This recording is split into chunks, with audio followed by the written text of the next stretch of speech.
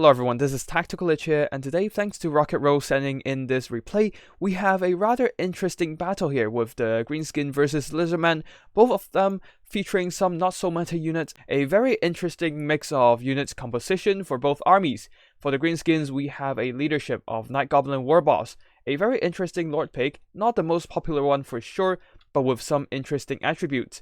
With poison attacks debuffing his foes, but more importantly, we have the Tormentor Sword, a very nice snare, pinning down all units around the Warboss. Also, Fermented Fungi, providing that melee defense debuff, and Rampage to units below a certain health threshold. A very powerful lord for the utility purpose, dragging different units into a melee fight, immobilizing them, allowing other units in the Greenskin army to catch up, surrounding them and slaughter them in melee combat. Now for the rest of the army, we have a front line of mixture of Orc Bacons, Orc Boys, and Goblins, some of them chevroned up. At the back, we also have another Orc Bacons supporting a whole lot of Stone Trolls, 4 units in fact. Their massive weapon strength will be a huge threat to the armored LZM dinos, but the problem is their leadership is rather low. At 49, with some buffs from characters and whatnot, they are actually easily routed by a lot of cheap terror from the Greenskin army, say Bastillodons and also Manticore summons. So Rocket Roll will have to be careful about using these Stone Trolls, as if they are routed way too many times, they will be shattered permanently, losing a huge amount of value. On the flank, we have the staple of every Greenskin army, the Skirmish Cav. The Forest Goblin, Spider Rider Archers, and also some Menji Marauders providing some missile support. We also have an Orc Shaman coming in with the gaze of Mork and Brain Burster. And that's it for the Greenskin army. Let's have a look at the LZM, who are fielding a lot of Saurus in the front with a mixture of Saurus Spears and Saurus Warriors standard version, supported by Skink cohorts at the back with a whole lot of Javelins, providing that missile fire support. And for the single entities, we have the Bastillodon Arc of Sotak, a very powerful unit with the Vortex, Poison, and Draining effect. Will be doing some nice damage to any Greenskin infantry blobs and even probably the cavalry as well. For the artillery, the LZM has gone for a rather niche pick with the Ancient Salamander, providing that fire damage against Stone Trolls. Now for leadership, we have Kroxigor Ancient, also not exactly a popular lord choice, with Miasma of Despair, Monstrous Strength to provide that damage buff in melee combat, and the Horn of Kygor providing 24 melee attack, 20% charge bonus, will be a really strong buff to the LZM units around him, allowing them to maximize that weapon strength advantage on the Saurus Warriors and the monsters. Now on the far flank, we have some Chameleon Skinks as well as Chameleon Stalkers. They have around 40% damage resistance to the light cavalry missiles, 20% physical resistance, and 20% missile resistance on the Stalkers, while the Chameleon Skinks have 40% missile resistance, so very effective in countering the Greenskins' light mobility. Protected by the Cold One Riders, they will be focusing on this flank, trying to poke down enemy units whenever possible. And that's basically it for the army builds. Let's get the battle started and witness the clash of the Green Tide and the Dino Boys. As the battle begins, both armies are quickly approaching each other, while on this flank we have some of the LZM skirmishers circling around the battlefield, trying to get into the rear of the Greenskin army and get some shots in their back, probably provide some missile attack debuff and also rear attack debuff for the morale leadership purposes. Now at the front line, we have the Ancient Salamander finally approaching that shooting distance, blasting away at the Stone Trolls with his fiery spit, using that weaknesses to fire on the Stone Trolls to maximize their damage. While in the front, we have some of the Greenskin infantry approaching shooting distance for the Javelin Skink cohorts, so they will be eating some of the Javelins. And on this flank, we have the Orc Boys countercharged by a bunch of Saurus Spears, and with the Ancient Salamander attacking his flank, their leadership further debuffed by the missile attacks from the Javelin Skinks. Their morale is tanked, dropping all the way down to 0, quickly terrified by the giant monster, running away from combat. And that leaves the Stone Trolls alone on the Saurus Spears, which is a huge problem for the Greenskin army. But on the other flanks, the Stone Trolls are actually having a much better time. With infantry support, they are safely beating down all these Saurus warriors, even against the ones with spears. Although in the middle, things are a little bit more complicated for the Greenskin, as there are a lot of powerful LZM single entities fighting in the blob. With the goon squad of Kroxigor Ancient, Manticore, and the Ark of Sotek, they quickly destroyed the goblin in melee combat and routed off the stone trolls. Some of the biggins are moving towards the left flank, but they are sorely needed in the middle fight to pin down the LZM monsters. Same goes for the Night Goblin War Boss, who have been stuck fighting some chameleon stalkers. Truly a waste of his buffing potential. But on the right flank, skin cohorts have pushed through along with the help of some Saurus spears, as the stone trolls are routed by the elite warriors of the lizardmen, allowing the cheap skin chaff to drive away all the skirmish cav of the Greenskin. And unfortunately, the Orc Shaman at the back is now caught by the Feral Manticore, only dropping a Brain Burster and a Gaze of Mork. The caster is eaten alive before doing too much damage, quickly routing away, probably not gonna come back as he got punted away by that Feral Manticore. Things are getting quite messy right here, as over here we have some stone trolls beating back a bunch of Saurus spears and Saurus warriors with the help of some orc biggins close by. Unfortunately, the ancient salamander blasting away with that fiery spit. These stone trolls are severely damaged by the fiery artillery.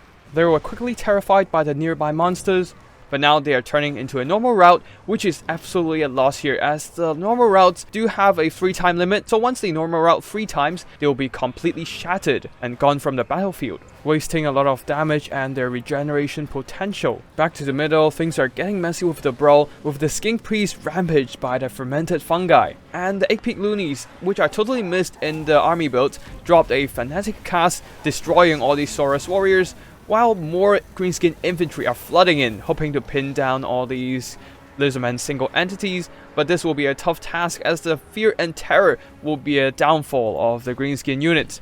At the back, the chameleon skinks are really being an annoyance here, as they usually are, shooting away, chipping away the health of the light cavalry, and probably shooting away some of the stone trolls as well. And now the Greenskin leadership, the Night Goblin War Boss, is doing a bit of a dino hunting. With the Ancient Salamander not being a great combatant, he is handily winning the fight. This is definitely a wise choice here. Probably want to finish him once and for all as well, just so there will be no more artillery fire coming in. Right now, the infantry fight seems to be going decently for the Greenskin, as they are beating away all the Saurus spears. With the support from the Manji Marauders and the Forest Goblin Spider Rider Archers, they seem to be able to now consistently chipping away the health of the Kroxigor Ancient, regardless of the armor, due to that Manji Marauder armor piercing. With the support of anti-large infantry, slowly but steadily working through the huge health pool of the LZM dinos. Especially with the stone trolls returning, they'll probably be able to charge in, get a surround, and start beating down the LZM dinos with their giant stone clubs. Over here, the Night Goblin War Boss is still chasing down the Ancient Salamander, but the routed Skink Priests of Beasts have now regrouped, summoning in a Manticore, crawling out of the ground and flying to the sky like a cicadas, ready to feast on some mushroom once more.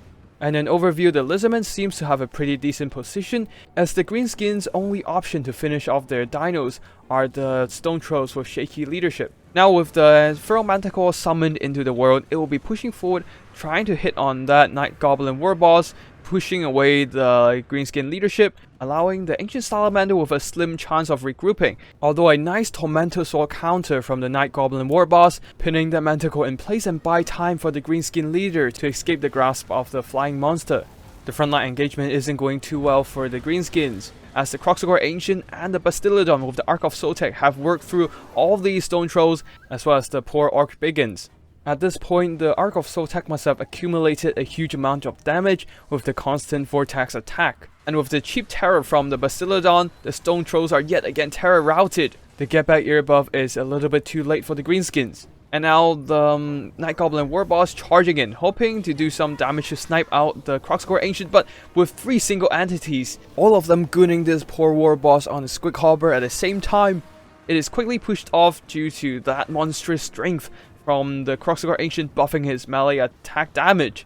And at the back, we have the Stone Trolls regrouping from the Terror route, but they are actually rather low in health and getting shot up by all these chameleon skinks. Once again, morale being lowered by missile, they will be routed. And as a normal route, this will be counted into the 3-time routing limit, pushing the Stone Trolls one step closer to shattering.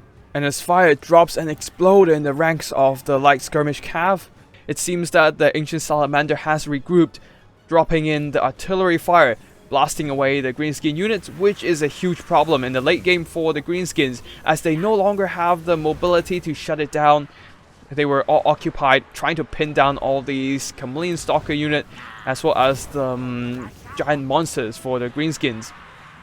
But with the fire support from the Ancient Salamander, it seems that the Greenskin units are taking some massive damage, routed, terrified by the presence of the giant monsters and also the artillery shots coming in from the Salamander. The Orc Biggins are charging in now to support their Night Goblin War Boss leader, trying to use their anti-lodge against the Bastillodon, but the fiery spit of the Salamander, burning not only the Greenskin bodies but also their leadership, and now they are routed by the Bastillodon and the artillery fire. And so it seems that the Greenskins will be charging in some Manji Marauders, trying to chase off the Kroxigor Ancient. But still, there's nothing to finish the Ancient Salamander, which will continue to be a problem. While over here, we have some Stone Trolls charging into the Chameleon Stalkers, easily finishing them off, pushing them off. But that exposes them to the crossfire from Chameleon Skinks, being shot up. Their leadership once again drops down, being routed. This is like, what, a second time they got routed? And once they rout a third time, they will be totally gone. And with 10 models left and a lot of healing left, this is a huge loss in balance of power and DPS for the Greenskins. The Greenskin player really needs to pull back the Stone Trolls, let them heal up, get their leadership high again before charging their units in, as they are now actually chasing off all the routed units, fulfilling the attacking conditions, not exactly in a hurry, but the Greenskin units of Rocket Row are charging in yet again, trying to get a surround onto the Bastillodon Ark of Sotek, but the Ark of Sotek drops in that vortex once again, draining the health of the Stone Trolls, routing them, suffering from the fear of the Bastillodon and battle attrition. This is the last straw for the Stone Trolls, and they are permanently gone. And now one final unit of the Stone Trolls charging in, surrounding the Bastillodon again, but with the rear attacks from the Chameleon Skinks and the fear and terror of the Bastillodon Ark of Sotek, they are also terrified, routed, and with them gone, the Greenskin hits army losses. The only unit left on the battlefield are some of the 8-peak loonies, so let's quickly fast forward as the Ark of Sotek will claim victory for the Lizardmen. GG to both players, and big thanks to Rocket Row for sending in this replay. Really love that both players use some niche unit picks here, with the Ancient Kroxigor, the Ancient Salamander, as well as the Night Goblin War Boss. Now let's have a look at the army performances. For the Greenskin army, the infantry didn't really do too much here, neither did the big guns here, basically getting wrecked by all the Lizardman units, especially the Ark of Sotek. The skirmishers also not having a lot of good targets to shoot at, other than the Manji Marauders getting a lot of value from shooting at the monsters, using their AP missile to their maximum effect. The real damage dealer for this build are the quad Stone Trolls here, one of them getting a chevron, 1500 value, and quite a bit value for the rest of the Stone Trolls as well. This one not so much. And as you can see here, most of them actually have most of their units intact. They might not have full health, but most of their unit models still exist and can still generate quite a bit of health. The problem is their leadership just can't hold up, easily routed by a combination of missiles, flank charges, character effects like the Miasma of Despair, as well as the fear effects from the single entity monsters. Especially the combination of artillery missiles like the Ancient Salamander and the small arms fire from the Skinks. Since these two damage counts for different types of morale effect, they actually can stack in terms of leadership debuff. So once these Stone Trolls getting attacked from all fronts, getting shot by multiple missiles, not only are they taking leadership penalties from the damage, but also from just being hit by the missiles themselves. And with so many combinations of leadership effects, these Stone Trolls simply get routed off early before Rocket Row can maximize their potential with their massive armor-piercing weapon strength and their regeneration.